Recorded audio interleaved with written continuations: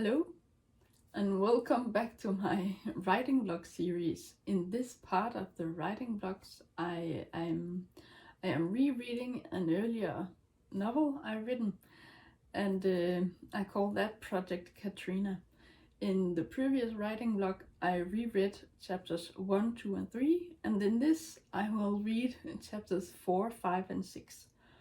And for each chapter, I will catch you up on what I've written, or not what I've written in detail, but I will talk about what happens in the novel in general terms and talk about any eventual plot points that occur.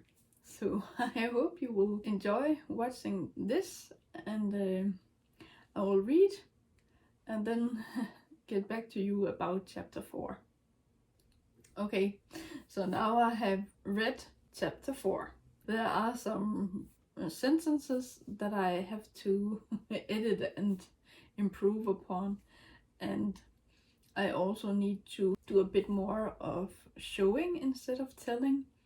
And now in this chapter I haven't really paid attention to or noticed if I've done this before, but I tend to use adverbs when I write something about how a person says something. I have a few examples here. Yes, Mr. Jackson says authoritatively. So he says it in this way, and instead of using a bit more words or describing his tone of voice and his face expression and gestures, maybe I just use one adverb to tell the reader how he is saying this. Another example of this: may we see what you've got so far?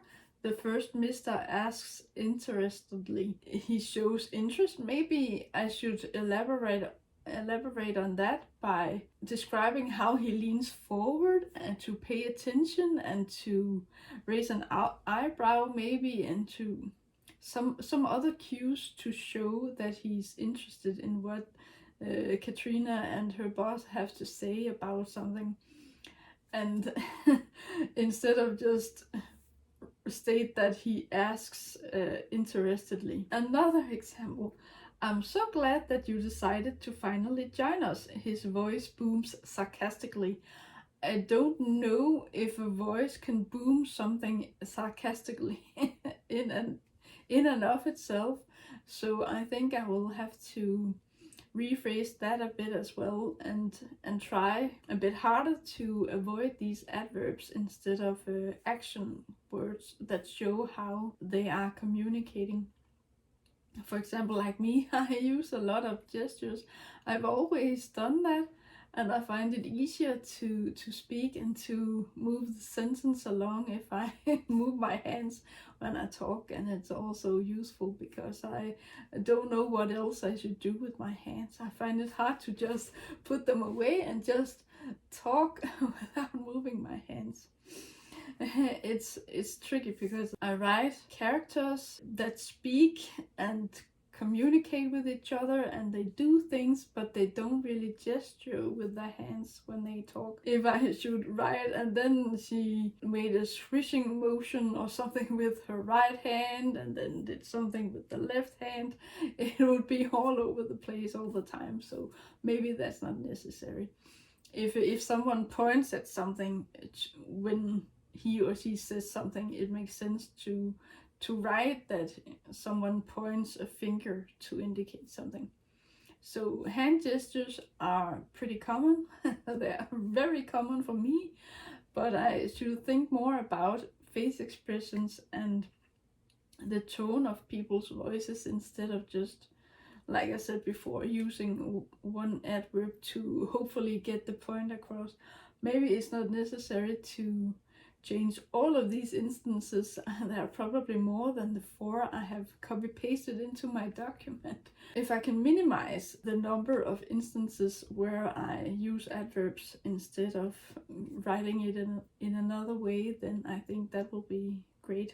Regarding the story structure, I'm not quite sure where I am in the story. I'm tempted to say that I'm already at the point that's called New World, because the inciting incident happens in the very first chapter, and she's thrust into a new world, and she has to cope with a lot of new information and new people, and she has to figure out a lot of things. And so, like I said earlier, I'm tempted to say that this is the new world chapter, but her new world has changed, and so things will keep being new and strange to her until she gets to know everyone. Maybe it's not the new world, but instead it's, I have the list here.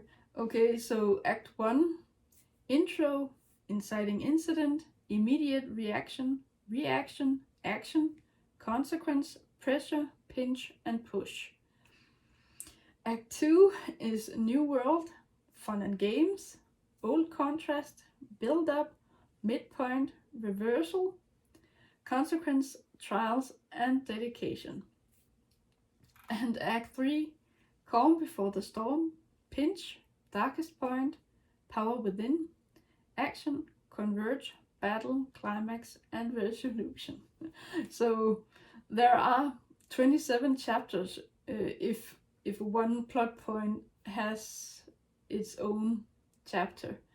But I haven't done that so far. I don't really know which story structure this story follows, if it follows any set structure. You're welcome to make your own as long as it works and you get to tell an engaging story. Then it's not that necessary if you skip a plot point, if you tell the story in a way that where that plot point isn't that necessary, and you can combine plot points, and some plot points will have to expand because there a lot of things happen and you have to use more words to tell that part of the story. So I think I already have the intro and the inciting incident, and I also have the immediate reaction and the reaction, I guess. So maybe it's consequence now. A consequence in Act 1 is plot point 6, and this is I just read chapter 4, so it makes sense that if I have skipped something or combined things like the intro and inciting incident, and I have fewer chapters than this outlining method suggests, then it makes sense that I'm already at that point. Enough about story structure. I will try not to look at this list too much because I will have to do some editing anyway, and then it might change, and if I add chapters or move things around, then this story structure might fit and it might not fit, but I'll see later. Now on to the next chapter. I have now read chapter 5, and it's a busy chapter. It's busy because a lot of things happen, and I kind of state that something is going to happen the following day, but then there's a chapter break and the next day starts, and then something comes and throws the plan out the window. And I think I have a tendency to do that to myself and the story, because I have an idea in mind for the following chapter or the next section of a chapter, and then I think of something else to, this might be interesting if this happened, and then whatever I had in the timeline is going to need revision, because it's kind of like the same problem I had with the auras of faith/fate, because there's some strange things going on with the timeline. I state that something is X amount of X number of days away, and then that thing happens and it's a different day than what I had stated earlier, and it's a bit strange maybe that I jump around, and I have to streamline it and make sure that the timeline makes sense. In this case, it's pretty simple to fix because I have skipped ahead a few days, and the main character has a big important meeting the following day, but when after the chapter break, when we get to that important day, something else happens and she can't do that important big meeting anyway. But I think I have kind of forgotten that she was going to do that meeting or attend that meeting. And based on what I have written earlier in the story, it won't do. The boss just wouldn't say, "Oh, it's all right, just take the day off, it's no problem, we can continue later." People depend on her, and so she needs to actually be at work for this big important meeting and not just postpone it. I can't remember what happens in the next chapter and the one after that, etc. But maybe I'm going to write something entirely different, and then it won't make a difference about this big meeting. But I think it won't hurt to at least make a note. I have made a note that I have to move this, or just start the chapter with her having not till the next day, but the day after that, to prepare for the big meeting. It's not as pressing, but maybe the reader can see it coming, that something is going to happen, that she won't be able to get to work, but I'm not sure. I think I will just move it back so she has an extra day, instead of actually waking up to that day and then things change and the plans change. But maybe that's just a real reflection of how life is. Real life has plans for you. Sometimes someone said that life is what happens to you when you're busy making other plans. It's a well-known quote, I just can't remember where it's from. I think that's true, because you can plan and plan and plan, and you can do your best to stick to those plans, but you're not the master of your own life, not in every aspect of it at least, and things might change, something might happen to you or someone you know, and things just might go sideways. In this case, it's a big meeting she has to go to, but she can't go to that meeting anyway because something happens.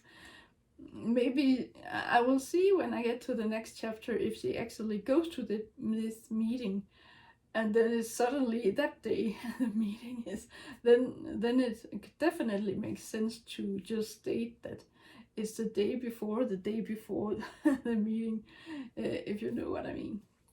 I will continue reading this story, and I'll get back to you when I've read chapter 6. I have reread chapter 6 now, and there are things I need to address, or things I certainly need to look at and edit once I get to the editing stage of this novel. And the big meeting that was supposed to take place on this day in the chapter, or the one that she skipped, I haven't really mentioned it anywhere in this chapter, and something else happens, something else entirely happens, and there are continuously new things that Katrina, the MC, has to deal with and figure out how she feels about. And there's a character in this story that keeps popping up, and Katrina doesn't really care about this person, and she just wants to live her life in peace and quiet, but people won't stop bothering her. It's a bit tricky. She does her best to navigate in this new life, and she meets new people and makes a few friends, but I set up something and then discard that and do something else, and I need to make a thread to ensure that the story is on point and that I don't stray from the main story. The core of the story is going to be one specific thing. I think I have one thing in mind. Reading this again several years after I wrote this made me think about what went through my head when I wrote this. I have come up with a specific idea for the first few pages of the story that this story should start with, instead of plunging right into the meat of the story. I think I should elaborate a bit on who she is and what makes her think and feel and say these things, so the reader has a better understanding of what's to come and why they should care about Katrina and the people she meets in this story. There's room for improvement, as I said in the previous writing log about this project, but I think it's natural that I want to fix things. I wrote this novel back in June 2029, and I did the first read through. I just proofread it. There's no point in proofreading it when I'm going to do bigger edits afterward, but I wanted to polish it up back then so it would be fresh, or not fresh, there would be fewer smaller mistakes that I had to deal with in the edits. If I read something and there are too many mistakes, it affects me so that I can't really focus on the story itself and not the way things are phrased.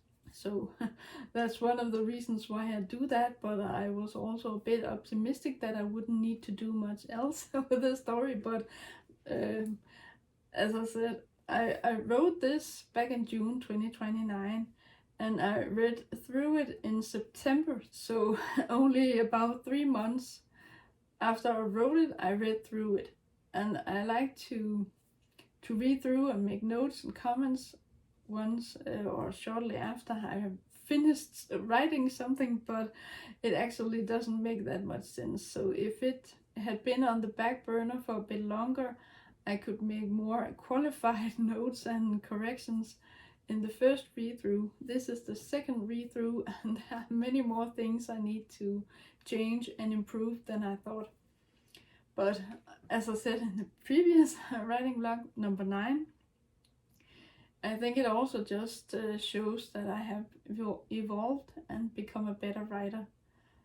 There are phrases that I've written in the story that I wouldn't write that way today, and there are some weird phrases in some cases where I think, oh, that's not the right way to phrase that, and so I think my English has improved as well, even though I finished my master's degree back in 2014.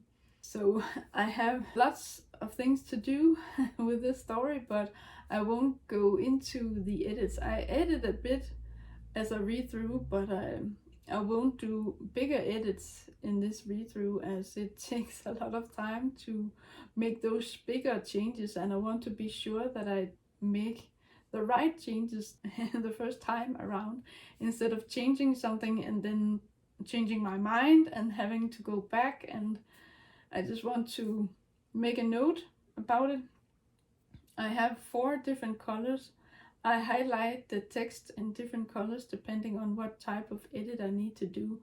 And so in some cases I just mark the text itself with red, so I know that there's something there that I need to change, and those changes are typically smaller changes, like phrasing something in a strange way, or using the same word several times in the same paragraph and things like that.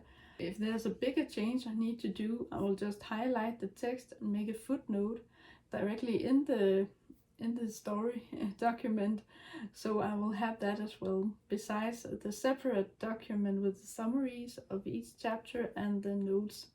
I put notes in there, but I also make footnotes in the story, so there'll be lots of things to look at when I at some point get to do the edits for this. But yes, things to do, and still a lot of chapters to go before I'm done with this second read through, and I hope you will watch the next one. I think I will. Plans might change, of course, but I plan on reading the next the next 4 chapters. I will do 3 chapters per writing vlog, except for one of the writing vlogs. If I only did 3, I would end at 21 chapters, and there are 22 chapters. So one of the writing vlogs will have 1 extra chapter, but that will be later. I hope you will watch that one, and I hope you like this video and will watch other of my writing vlogs. Until the next one, take care. Thank you for watching.